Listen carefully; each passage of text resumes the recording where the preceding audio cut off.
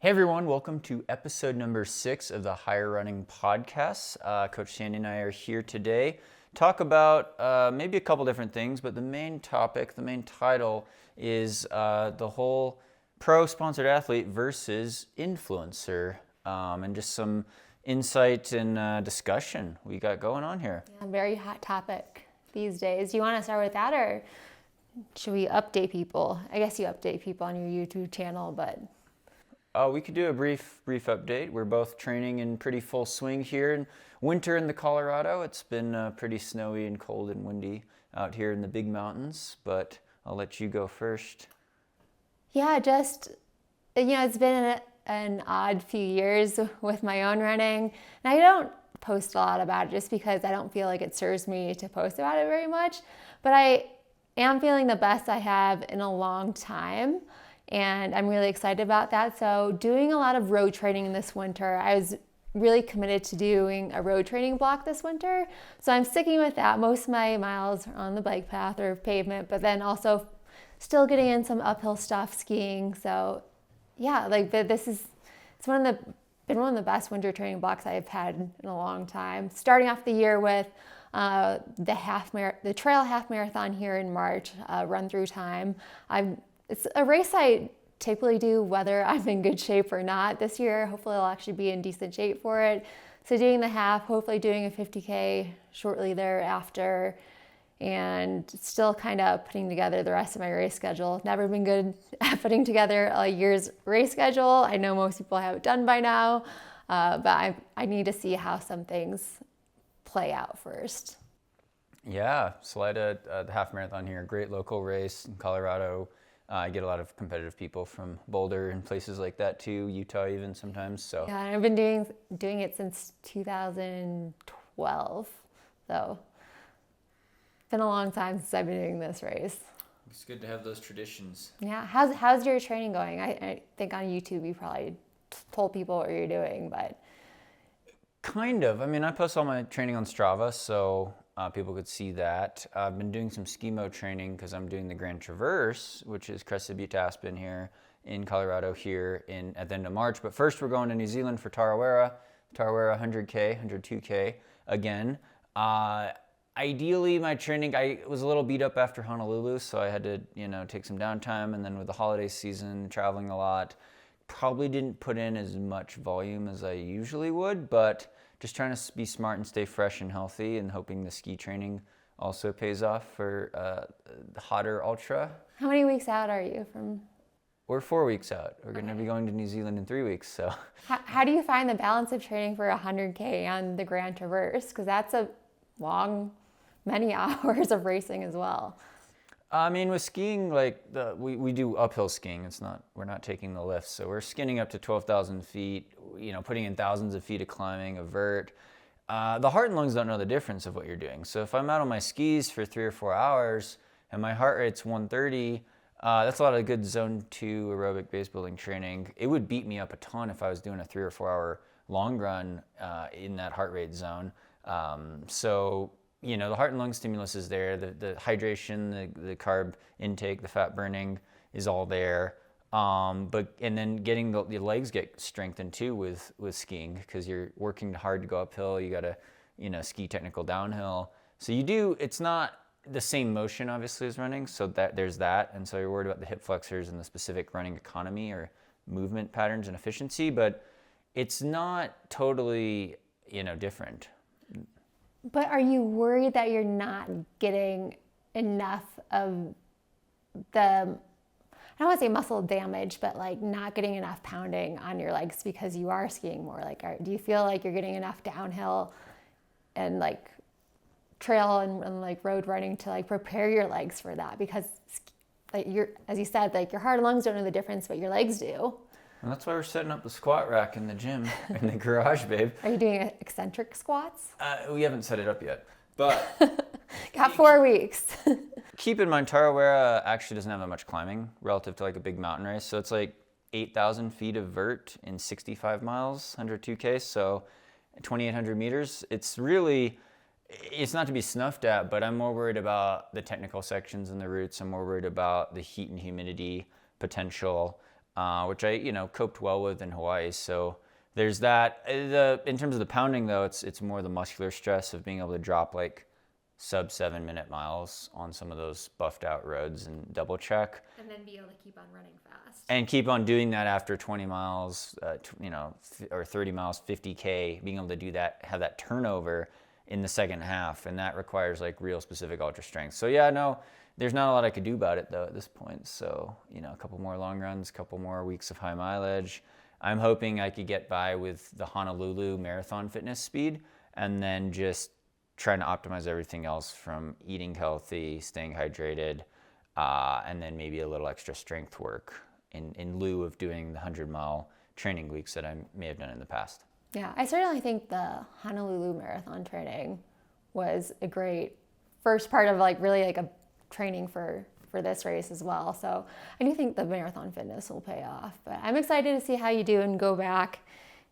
The course has changed, so you can't exactly like compare past performances, but it will still be fun to see how you do. And is it a golden ticket race?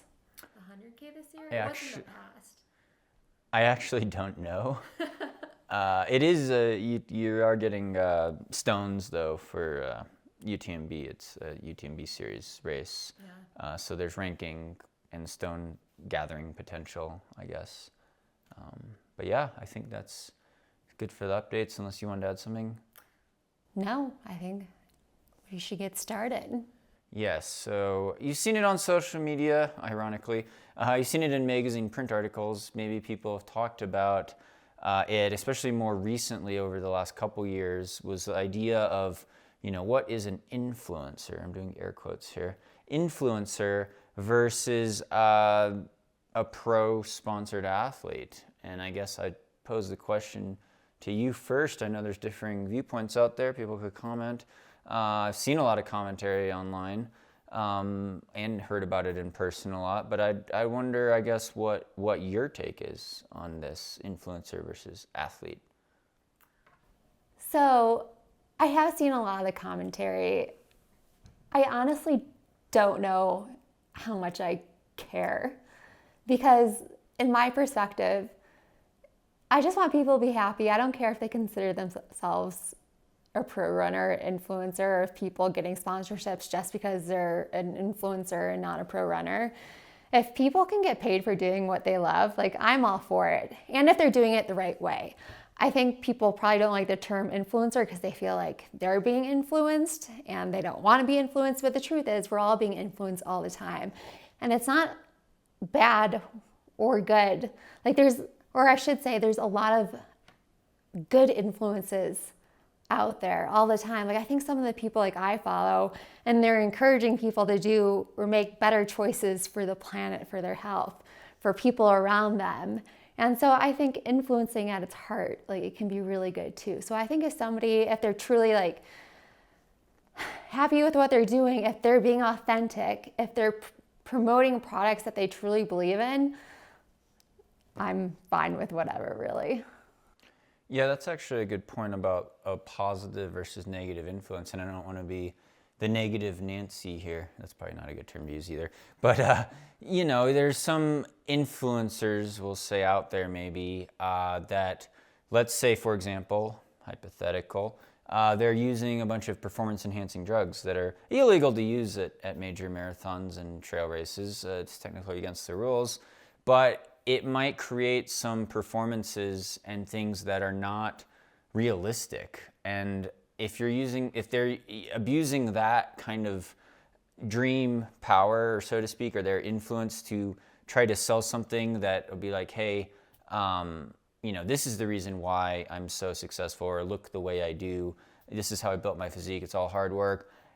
And they're kind of cutting corners with strong, powerful performance-enhancing drugs that are illegal to be taking in these races and would get you disqualified, much as like if you cut the course and ran a shorter distance in a race or jumped in a car. That, in my mind, is where it gets really dangerous, because it physically could be dangerous. But it also, it's the unrealistic expectation, right? You're scrolling on Instagram or YouTube or TikTok or whatever, and you see these pictures of these people, and it's not I mean, it's already not an accurate perception of reality because it's literally a physical and literal filter of snapshot of someone's life, but it could be extra misleading. And I think that's the dangerous thing, is it's not sending the best message always. But like you said, there's a lot of good. Yeah, and I agree. Like somebody who's purposely misleading people or know they're misleading people and not saying it, that's clearly wrong. I'm actually fine with people who only post certain things about their lives.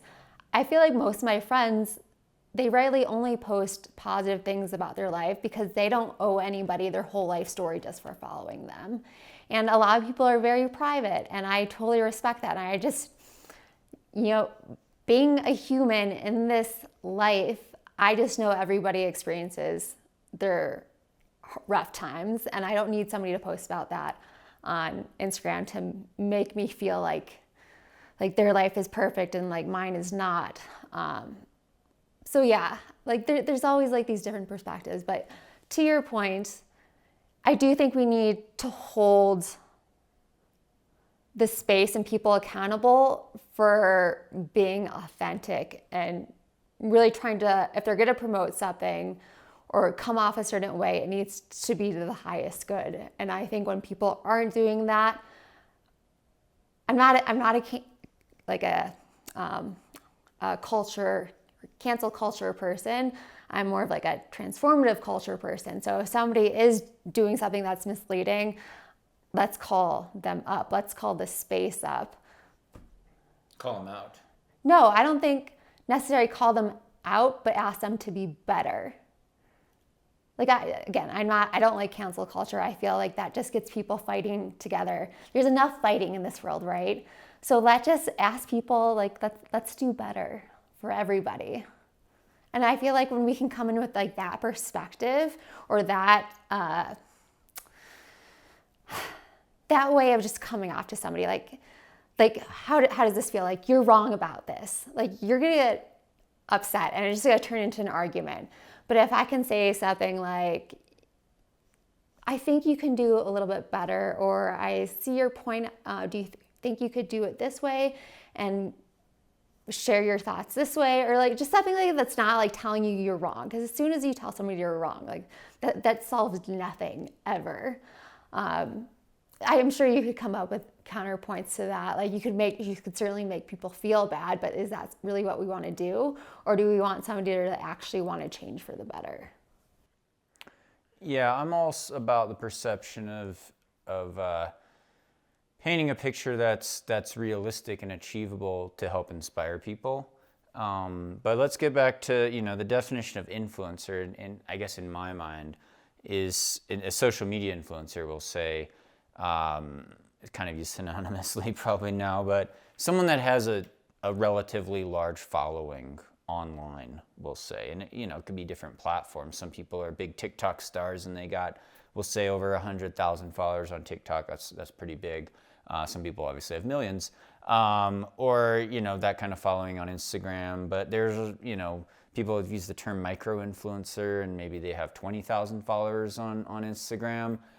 I've seen, being in the space myself, I've seen all sorts of crazy brand deals and crazy price tags attached to different online promotions for your social media following, and it's the Wild West. I mean, you get everything from, and the same thing with sponsorship. Like a very good athlete with very good values, run great running performances, not sponsored at all. And then another person, maybe so-so run performances, big following, nice pictures and video clips though, good editing, catchy things. They are the ones that get the money. They get the sponsorship support. And so it's not this necessarily black and white thing, but kind of a lot of gray area, I'd say. And, in my mind, if you have a big social media following on any platform, it could be Strava, then you do have some influence, at least online. Maybe you're more influential in person. Maybe you could stand and deliver and give big speeches, Tony Robbins style or something. But generally, those people, you have an influence because of your social media following, because you're active online, for better or for worse. And some people, it's out of power and vanity, or just to make money because it is like their living. And I'm obviously biased in that space too. So we had this conversation the other day. How do you differentiate a creator versus an influencer? Because I feel like just the word influencer sets people off. So to me, it's like, can we just change the word? But I do see, like, I feel like creator and influencer blends together. So you can use creator a lot, but maybe not 100% of the time. And could we, like, the times we have to use influencer, can we change that word? Well, creator versus influencer and pro athlete versus influencers adds another dimension, I guess, to the whole thing. But the way I see it is influencer inherently is not a bad word or a bad title. I think what I've seen a lot of times, it's a generational thing.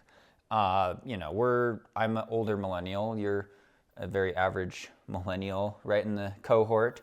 But I've seen maybe, let's say the decade up is slightly older, Gen Z, or not Gen Z, that's going the other way, Gen X, then baby boomers.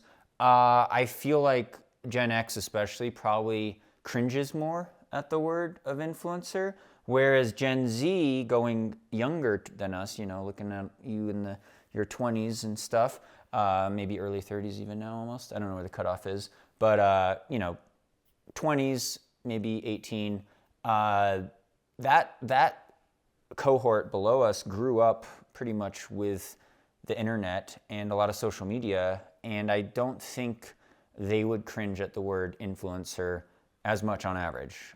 So I think it is a perception thing and a title thing. And in my mind, since I'm on social media a lot, always have been, it's not a bad thing. And the way I see it is influencer, maybe you're a creator, maybe you create your own content, maybe it's good.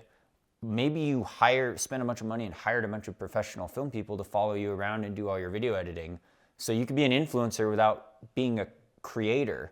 You have creatives doing your work for you, following you on a bike during a marathon, doing your video edits, following you with a drone, filming all this stuff. You're not actually the creator. There's a third dimension then, and you were talking to our friend Steven about this actually. He's a filmmaker versus a creator. That's going way off topic, but if you're posting content online, you could be an influencer, whether you actually created it or not. I don't know, maybe you're just like an actor starring in a movie, right? Are you a filmmaker if you're an actor? So would you consider yourself both though? I consider myself kind of all three. I don't post 100% of my content. I've had my friend Steven, who is a professional filmmaker, do some editing for me in a couple videos, but most of the stuff we create, we're filming ourselves, we're setting up our own cameras, we're doing all the editing, we're trying to make thumbnails on YouTube and all that stuff. We're coming up with the video ideas on our own. We don't have a team really helping us that much. We help each other. So we're creators. Based on social media following, I'd like to think that I have some influence, and I've done a lot of paid social media gigs. Sometimes they're flat out ads, full disclaimer, no shame in that, shameless product promotion, but it's a good way to make money, and it's a main way that I make money. And then with like my athlete sponsorships, initially maybe I got the attention of some sponsors, we'll say Hoka, from winning some races and doing well back, 12 years ago. And I'm still trying to do well and place well in races, don't get me wrong, but I'm trying to be a competitive athlete still. So there's that kind of competitive athlete side too that's driven by just performance. Do you think it's okay that, I guess, people you would consider influencers or creators are taking away some of the sponsorship money from companies? Or from like professional athletes, like companies are giving their money to influencers instead of professional athletes? Oh, that's a tricky one. It depends on a case-by-case basis. I wouldn't say it's inherently wrong. It seems to have really, and this is actually probably why the debate started, it seems to really flip on its head with the influx of social media use and platforms, especially in the last 5 to 8 years, I say, coming along with Instagram, More people are going on YouTube now. When I first started YouTube, there were barely any running channels. I had some real first mover advantage here. Now it's like, who do you follow? Are you following someone that's doing more shoe reviews and product reviews? That's great for the brands because they could be unbiased. They could promote different brands of shoes every other day. Whereas the sponsored athletes usually pigeonholed into one brand, one shoe model, or not one shoe model, but one brand. So they can never get into that space of doing different shoe reviews from different brands and leapfrogging around to different events sponsored by different companies. My thing is looking at it from the brand's point of view, the big shoe companies or whatever brand, is that they're in it to sell. And they're looking at their bottom line, and they want a return on investment. Very hard to measure in this space because everything goes out the window basically with social media metrics, in my opinion. But the influencer is more relatable often. They could sell a lot more shoes often, and they could get a lot more views on social media because the athlete is inherently already biased. And so if the athlete's promoting their sponsor, everyone knows I'm biased if I say I only wear Hoka shoes, obviously, but there is an inherent bias there. If an athlete's super fast and they have, let's say, less than 10,000 followers on Instagram, how much influence do they actually have online? And what is their ROI to a brand? Because if they're not active on social media and they're just winning some track races, are they selling more shoes than the influencer with 100,000 followers on Instagram that's getting 50,000 views per YouTube video? Yeah, so my perspective is the influencers I know, and I'd also categorize them as creators as well. They're making their own content for the most part, is that they're working really hard. It's a lot to create YouTube videos. Even like a 1 minute Instagram video can take a ton of time because you might be planning out the video, writing a script for it, then you have to go film it, and then you have to edit it, and it ends up taking hours, or even for some a full day's work, if not more. A YouTube video that could take a really long time, depending on what it is. And so they worked hard to get where they're at, to a point where brands want to work with them. So I'm all for them getting paid for what they do. On the other hand, I do think that athlete who might have 10,000 or less followers on Instagram should still get paid if they're doing well in races. They're putting in a lot of time to make themselves better, but also the sport better. They add value to the sport as a whole. And so when you watch races, they're adding value to the excitement of those races. And so I feel like there's room for both. It's hard because companies only have so big of a budget. Counterpoint to that, and this is going to be different versus trail mountain ultra runners versus triathletes versus track and road runners, is if you're running really fast and performing really well at the big races, you will get a decent social media following probably, right? No one's going out there and winning Western States, and by the time you do that and you get maybe a film made about you, you get in commercial photo shoots, you get everyone tagging everyone at a big race, you're probably going to get a pretty decent sized social media following. You're not going to be able to lay low unless you don't have an Instagram account or you don't capitalize on it that much, because you could we'll say win Western States and then go dormant for a year and not post any content. Then your following is not growing. So you always have to be engaging. You always have to be starting to post content. And as a pro athlete who's focused on their training, it is somewhat of a side distraction, but it's also kind of a requirement by the sponsors now. I do feel like there's, especially in the ultra running world, that there's athletes who have performed very well at races and did not get the attention they deserve. Could be media bias, could be company bias. Companies definitely have favorites. I've seen that play out numerous times. And I can certainly think of plenty of women who have won Western States or some very good races who do not have the social media attention that they deserve. On And I don't think she would mind me saying her name. So like I'm friends with Devin Yanko. If you look at her ultra sign up, it will blow your mind. She should have twice as big as a social media following as me, but she doesn't. By the way, you should follow her, Devin Yanko. She's also on YouTube. She's amazing. But it just like it boggles my mind. Like, why doesn't she have a huge social media following? Or even Adam, he didn't grow that much after winning Western States. He definitely grew, but I think he should have grown more than he did. Andrew Miller also actually won Western States in 2016. I know because Jim Walmsley and I were in that race, and he puttered past us. Well, I guess Jim got lost, but he went past me when I was still in second place, and he went on to win 2016. I think a lot of people probably forgot about that, and great performance, 15 hours on a pretty hot day at Western. Yeah, and there's definitely bias, like Sandy said, media bias, brand bias. I think, even certain media outlets, they have their favorites, and so people will repeat as guests on podcasts. People get promoted with paid amplification by the brands online. You get pushed in an ad, you get more followers. And there's an interesting thing, and I don't know the full insides of how it works with companies, but they have maybe a budget for their athletes. The first thing you want is gear. The second thing you want is probably travel stipend. The third thing you want is a race bonus structure where if you win a big race, you get some prize money, because a lot of times Western States used to not have any prize money. UTB didn't have any prize money in prior years. And then the gold standard is to have a salary stipend from your brand. But that may be attached to creating content on a certain schedule on different platforms or not. And there's that obligation.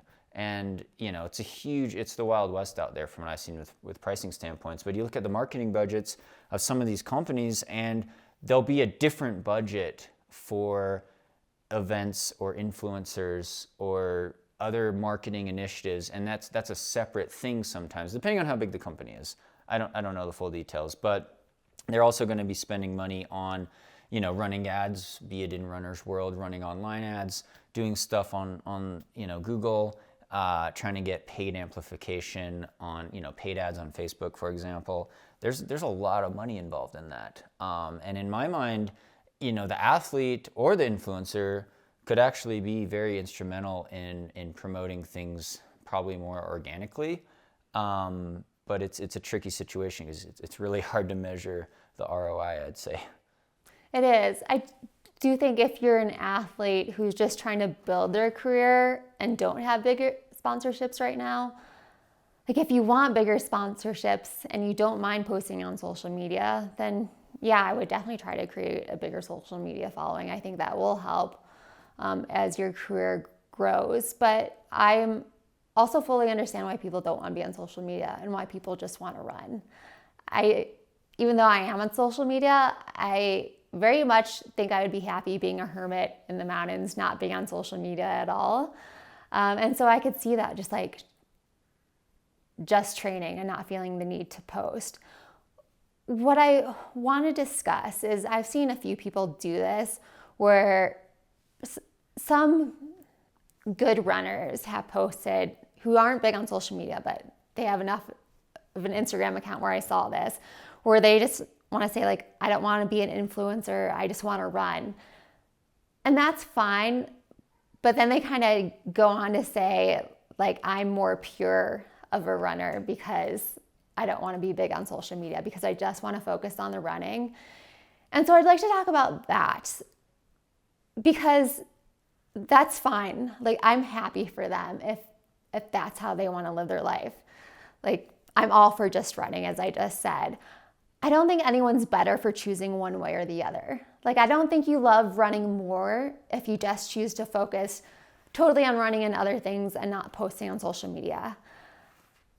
Let's, for you example, like you love running. You love running so much. You love to share your running with others. You love to help people with their own running.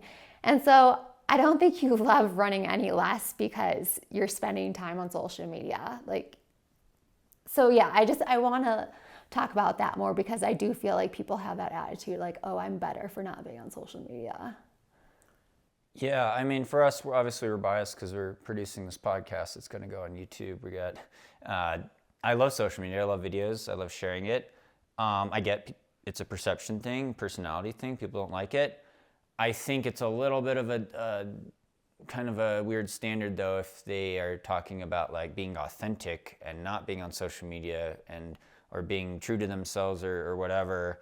Uh, but then saying that also on social media, there's a certain irony there. So it gets tricky with the details and the positioning.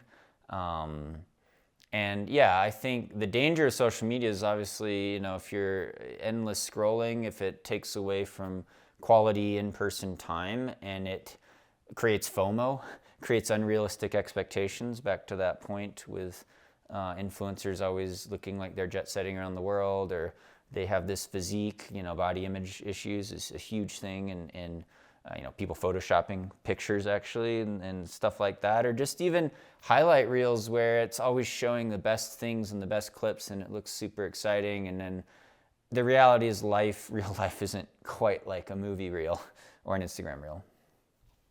Yeah, as I was saying before, like I don't expect anyone to show me everything that's going on with their life just because I pressed follow. Where was I going? I don't know. I lost my chain of thought. What were you saying? You're talking about the people that said that they're like better than they because they don't post on social media and they're focused on their running. That's like their brand, or that's the thing they give off, and could be not. I mean, it's not good for any sponsorship opportunities. I could tell you that right off the bat. Unless you're like really famous and good for doing something, and then you're still gonna have to be in some films or photo shoots at some point. Right. Yeah, I think that's just part of a sponsorship. Or interacting with people in real life. But it's easier to get more people to interact with in real life if you also interact and engage with them online, I'd say. What were you saying about people being realistic? That's where I had a thought and I lost it. Oh, well, like an elite pro might share all their training on Strava, and they could smash out this crazy 150 mile, 220 kilometer training week with a lot of vertical. And that would destroy most people. Most people, you don't have time to do that. You don't have 20 hours a week to train like a lot of these professional ultra runners or triathletes, right? So, but if they're on performance enhancing drugs and they do it, that's the reason why they're doing it and recovering and not getting injured. That's what I'd say. It's really unrealistic. I found my chain of thought. Good. So thank you. What I was going to say is that I do think everybody needs to have clearly define for themselves how they want to use social media and what they want to take away from it.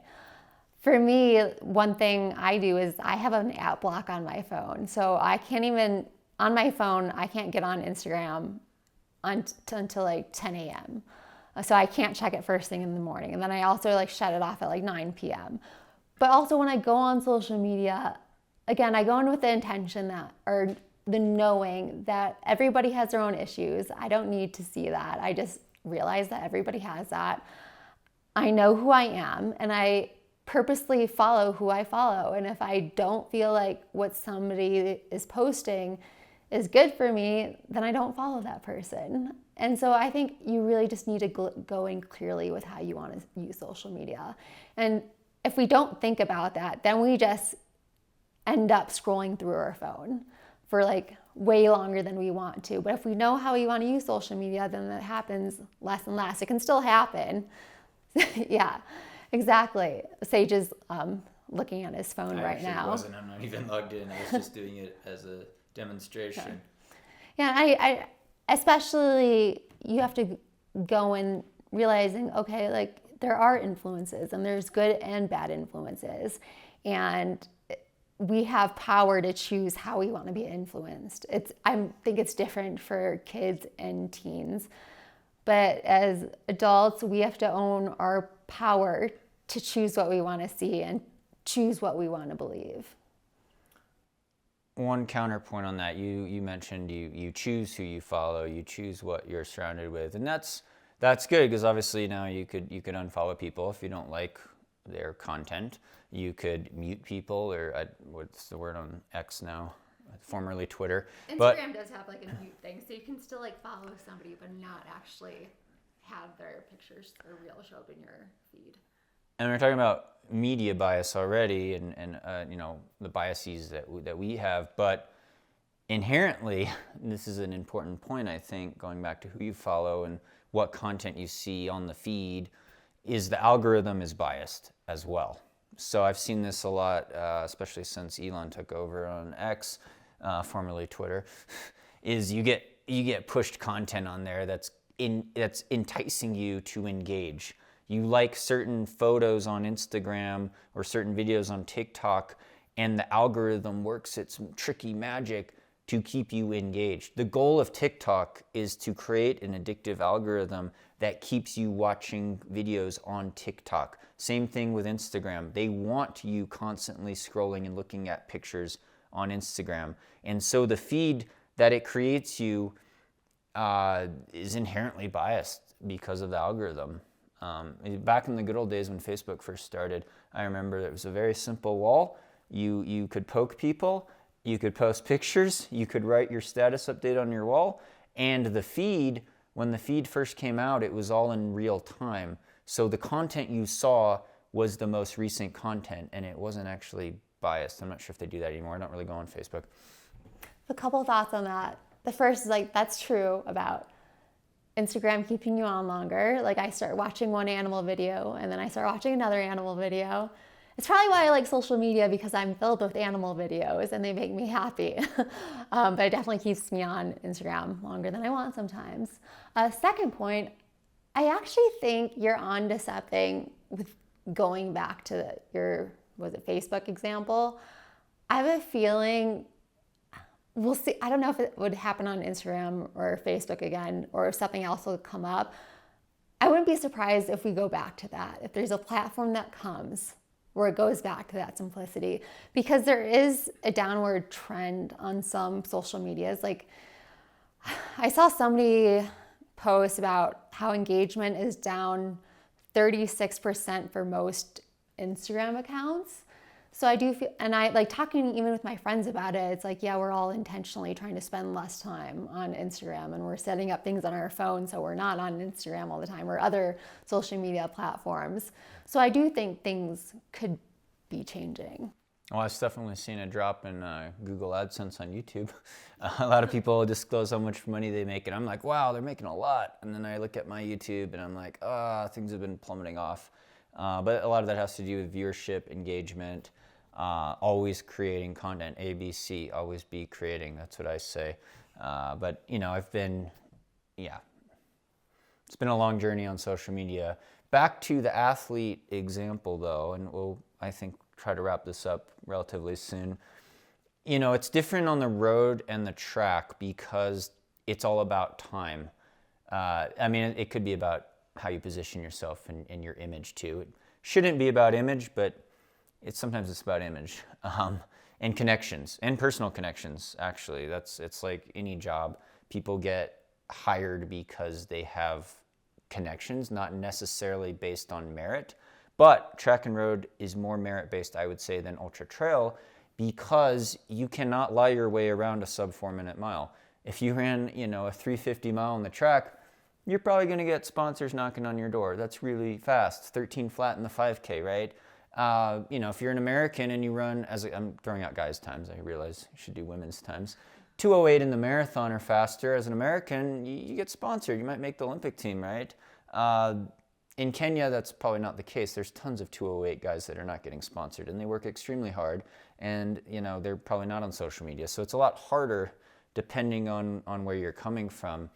But those times are very objective, right? Sub 2:20 marathon for a woman, right? Super fast. You'd be the top, basically one of the top 2 U.S. women, probably a favorite to make the Olympics. If you're running sub 2:20. Yeah, but on the world scene, the women's world record's 2:11 now. So, you know, there's plenty of women in Kenya that run 2:20 something marathons that might not even be known or sponsored yet. Oh, I'm sure. Yeah. So it's that positioning. Whereas ultra trail is even more the Wild West. You've got to throw times out the window.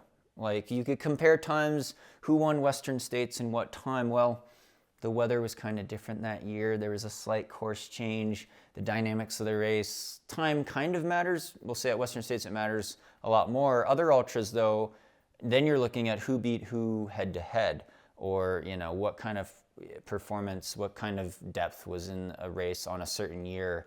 But we don't know. It's more highly variable. So there's more of a emphasis on probably your social media following, or the imagery that you're posting and the video content you're posting as an influence for, at least for potential sponsorships and brands, the way I see it. This is on topic but off topic.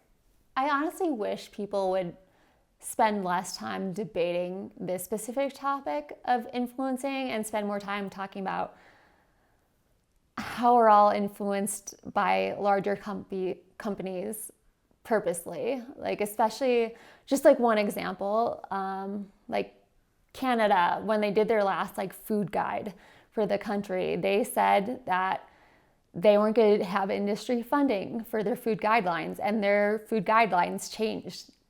They took things out without the industry influence.